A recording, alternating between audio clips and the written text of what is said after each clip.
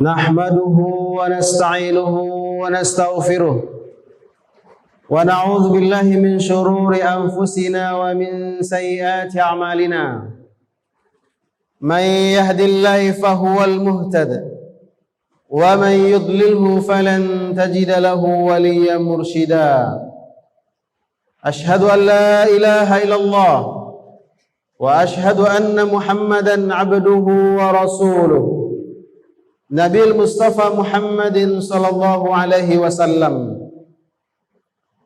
أوصيكم وإياي بتقوى الله فقد فاز المتقون يا أيها الذين آمنوا اتقوا الله حق تقاته ولا تموتن إلا وأنتم مسلمون يا أيها الذين آمنوا اتقوا الله وقولوا قولا سديدا يصلح لكم أعمالكم ويغفر لكم ذنوبكم ومن يطع الله ورسوله فقد فاز فوزا عظيما قال الله تعالى في كتابه الكريم أعوذ بالله من الشيطان الرجيم بسم الله الرحمن الرحيم ألف لام ميم أحسب الناس أن يتركوا أن يقولوا آمنا وهم لا يفتنون ولقد فتنا الذين من قبلهم فليعلمن الله الذين صدقوا وليعلمن الكاذبون وليعلمن الكاذبين وقال أيضا ولنبلونكم بشيء من الخوف والجوع ونقص من الأموال والأنفس والثمرات وبشر الصابرين وقال رسول الله صلى الله عليه وسلم عجبا للمؤمن إذا أنعم شكر وإذا أصيب صبر أو كما قال. Kaum muslimin sidang jamaah Jumat yang dimuliakan oleh Allah Subhanahu wa taala. Setelah kita memuji bersyukur kehadirat Allah Subhanahu wa taala, kita sampaikan salat dan salam kita kepada Rasul sallallahu alaihi wasallam.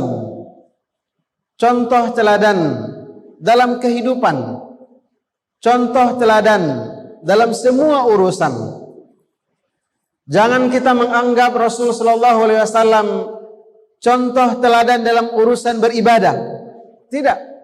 Rasul sallallahu alaihi wasallam contoh teladan dalam semua urusan kita, dalam semua urusan kehidupan dunia dan akhirat. Allah berfirman, "Laqad kana lakum fi Rasulillahi uswatun hasanah liman kana yarjullaha wal yawmal akhir wa dzakarallaha katsira." Rasul adalah contoh teladan bagi siapa? Bukan untuk urusan dunia saja, tetapi bagi semua orang yang meyakini adanya akhirat, semua orang yang meyakini adanya balasan surga dan neraka, maka Rasul adalah contoh teladannya. Maka bagaimana Rasul sallallahu alaihi wasallam beribadah dalam kondisi normal, dialah teladan kita. Sebagaimana beliau juga adalah contoh teladan kita dalam urusan beribadah, dalam kondisi musibah, dalam kondisi wabah. Sebagaimana Rasul sallallahu alaihi wasallam contoh teladan kita dalam mensyukuri nikmat Allah yang begitu luar biasa yang ada pada diri kita pribadi, pada keluarga kita, ataupun kita secara umum umat Islam. Dialah contoh teladan dalam mensyukuri nikmat atau karunia. Sebagaimana dia juga adalah contoh teladan bagaimana bersikap ketika ada musibah, ketika ada ujian, ketika ada bencana. Kaum muslimin sidang jamaah Jumat yang dimuliakan Allah Subhanahu wa taala. Kenapa kita mesti meneladani Rasul sallallahu alaihi wasallam? Karena itulah ikrar kita. Syahadat yang kita lafazkan berulang-ulang bahwa tidak ada zat yang berhak disembah kecuali Allah semata. Turunannya wa asyhadu anna Muhammadar Rasulullah. Tidak ada contoh teladan. Tidak akan mungkin kita bisa mentaati Allah dan Rasulnya kecuali dengan meneladani Nabi Muhammad SAW. Itulah makna dari syahadat yang kita lafazkan berulang-ulang. Kaum muslimin, sidang jemaah yang dimuliakan Allah Subhanahu wa taala. Sebagaimana kita meyakini adanya Allah, Sebagaimana kita mengimani adanya akhirat, adanya surga neraka, adanya balasan, sebegitu pula lah seharusnya kita meyakini, menyadari dengan sepenuh hati ada takdir baik, ada takdir buruk. Dan itu adalah rukun iman ke-6. Sebagaimana kita meyakini Allah, meyakini Rasul, meyakini ada malaikat, kitab-kitab, hari akhir, takdir baik dan buruk, maka konsekuensinya iman itu harus dibuktikan. Laisal imanu bitamanni. Rasul mengatakan iman itu bukan angan-angan. Iman itu bukan sekedar ikrar. Iman itu bukan sekedar ucapan, tidak. Iman itu harus dibuktikan. Walakin tasdiqun bil qalbi wa takrirum bil lisan wa amalu bil arkan. Ini 3. Kita lafazkan. Sesuatu yang keluar dari mulut kita seharusnya didasari oleh iman, dibenarkan oleh hati. Dan yang ketiga, dibuktikan dengan amal perbuatan. Oleh karenanya Allah menegaskan, ahasiban nas ayutraku ayyaqulu amanna wa hum la yuftanun. Bolehkah manusia seenaknya saja mengaku kami sudah beriman? Bolehkah seenaknya saja manusia mengatakan kami meyakini adanya hari akhir? Bolehkah manusia meyakini seenaknya saja berkuar-kuar bahwa meyakini adanya kematian, adanya musibah, adanya bencana? Boleh. Tapi kata Allah Subhanahu wa taala, wa hum la yuftanun. Sementara mereka belum diuji. Apa maksudnya? Iman konsekuensinya harus siap diuji. Kaum muslimin, sidang jamaah muliakan Allah Subhanahu wa taala. Disinilah persoalannya. Kita manusia mungkin bisa kokoh dalam pendirian, bisa kuat dalam suatu kondisi ketika memang kondisi itu menguntungkan bagi kita. Kita mungkin bisa tegas berbicara, bisa lantang melafazkan suatu kata, percaya, meyakini ketika memang kondisinya memungkinkan, kondisinya berpihak kepada kita. Tapi ketika suasana berubah, tidak terbayangkan oleh kita, disinilah iman diuji. Sebahagian kita sebegitu sibuknya dengan urusan dunia, lupa atau terlalai bahwa kematian itu pasti. Dan itu diingatkan oleh Allah Subhanahu wa taala. Karena kesibukan dunia, kita lupa bahwa ada akhirat yang pasti. Wal akhiratu khairu wa abqa.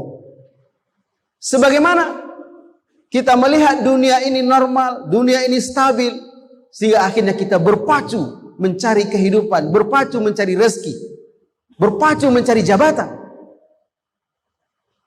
Ketika Allah tegur dengan virus COVID-19, baru kita tersadar ada zat yang maha berkuasa, ada zat yang maha berkehendak, ada zat yang maha menentukan. Itulah Allah Subhanahu wa taala. Barulah kita tersadar dengan kalimat la haula wala quwata illa billah.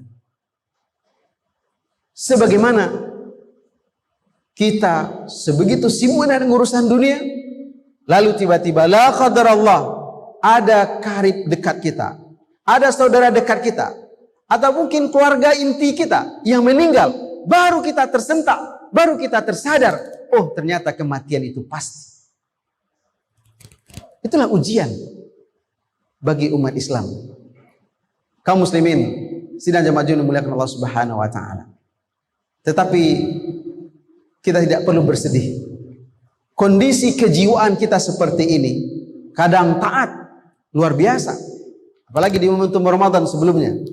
Kadang lalai, kadang khilaf, kadang lupa. Itulah manusia. Bukan untuk pembelaan, tetapi belajar dari sejarah para sahabat.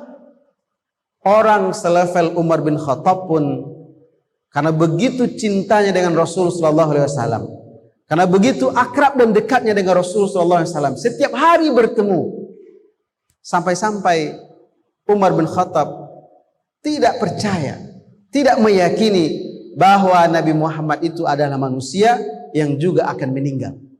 Dan itu terbukti ketika Rasulullah SAW meninggal. Dialah Umar bin Khattab satu-satunya yang mengatakan, siapa yang mengatakan Muhammad mati, maka dia harus berhadapan dengan saya. Jadi perasaan emosionalnya sebegitu luar biasa, sampai-sampai dia tidak percaya. Padahal Rasul jenazahnya ada depan. Dia mengatakan, siapa yang mengatakan Muhammad mati, dia akan berhadapan dengan saya. Muhammad itu sama dengan Isa, dia diangkat oleh Allah ke langit katanya. Tetapi ketika Abu Bakar datang menghampirinya, lalu mengatakan, memberikan nasihat, dan nasihat yang diberikan oleh Abu Bakar itu bukan sekedar hiburan, tetapi adalah firman Allah Subhanahu wa taala. Wa ma Muhammadun illa rasul qad khalat min qablihi ar-rusul afa imma ta'aw qutilan qalabatum ala aqabikum. Muhammad itu adalah nabi sebagaimana nabi dan rasul sebelumnya. Apakah ketika Muhammad meninggal kamu kembali kepada murtad? Afa imma ta'aw qutilan qalabatum ala aqabikum. Mendengar firman Allah ini, barulah orang sekaliber Umar bin Khattab tersadar bahwa kullu nafsin za'iqatul maut. Setiap yang bernyawa pasti akan mati. Nabi Muhammad adalah manusia bernyawa, maka takdirnya ada di depan dia. Muhammad meninggal. Barulah Umar bin Khattab tersadar. Kaum muslimin sidang jamaah yang dimuliakan Allah Subhanahu wa taala. Begitu jugalah kita hari ini. Ada orang yang mengerti tentang agama, tetapi karena rutinitasnya mengkaji ayat, hadis, dalil-dalil, kaidah fikih segala macamnya, dalam kondisi normal, ketika ada wabah ini, ketika ada musibah ini, mereka lah yang mempertanyakan hadis-hadis yang membicarakan tentang wabah atau musibah ini. Mereka lah yang menentang kebijakan majelis ulama. Mereka lah yang menentang kebijakan pemerintah. Bahwa mungkin saja ada konspirasi, ada rekayasa. Boleh kita berpikir seperti itu. Boleh kita terpengaruh dengan berita di sosmed seperti itu. Tetapi fakta yang tidak bisa kita tolak, tetap saja ada orang yang meninggal, yang awalnya memang ada penyakit bawaan, tetapi dipicu oleh virus corona ini. Ini tidak bisa kita pungkiri. Dan kalau kita kembalikan kepada hadis-hadis Rasulullah SAW, ketika ada wabah, ketika ada musibah seperti ini, syariatnya juga ada. Di antaranya sepertinya sekarang ini, dalam kondisi tidak normal, memang dimungkinkan saf dijarangkan, dimungkinkan sholat di rumah, dimungkinkan sholat Jumat diganti dengan sholat zuhur. Jangankan dalam kondisi wabah, jangankan dalam kondisi musibah. Kalau seandainya kita musafir saja, secara fikih boleh kita mengganti sholat Jumat ini dengan sholat zuhur, apakah di perjalanan atau di musola atau di tempat lain. Ini membuktikan bahwa Rasul adalah teladan dalam semua urusan, dalam kondisi aman, dalam kondisi damai, ataupun juga dalam kondisi musibah, dalam kondisi wabah. Maka kewajiban kita lah untuk membuktikan syahadat kita, mentaati Allah Subhanahu wa taala sesuai dengan contoh teladan yang diajarkan oleh Rasul sallallahu alaihi wasallam. Fa'tabiru ya ulil absar la'allakum turhamun.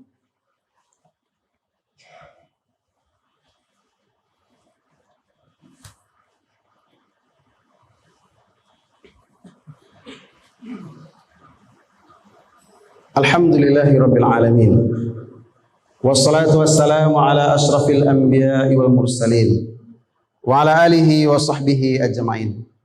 Asyhadu an la ilaha illallah wa asyhadu anna Muhammadan abduhu wa rasuluhu wa ba'd. Qala Allah ta'ala fi kitabihil karim, a'udzu billahi minasy syaithanir rajim. Bismillahirrahmanirrahim.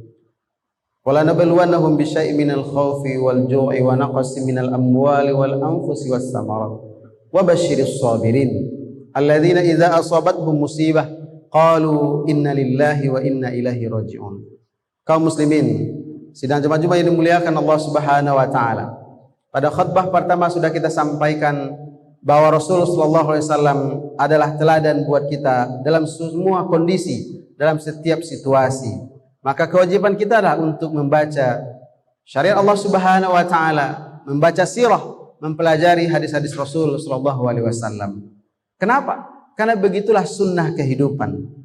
Mungkin saja hari ini atau besok atau lusa, insya Allah mudah-mudahan sebegitu khusyuk dan ikhlasnya kita berdoa, virus COVID-19 ini berakhir atau ditemukan vaksinnya.